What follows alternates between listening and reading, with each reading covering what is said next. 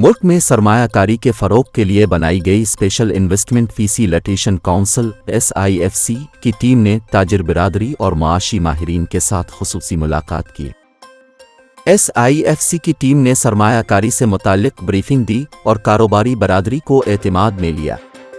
मुलाकात में ज़राअत, live stock, IT और मदनियात के शोबों में सरमायाकारी के इम्कानात पर गुफ्तगू की गई। SIFC फोरम के ज़रिए उठाए गए पॉलिसी इक़दामात से ताजिरों को आगाह किया गया। इसके अलावा निजी सरमायाकारों को SIFC की तरफ से हर तरह की सहूलत देने का यकीन दिलाया गया।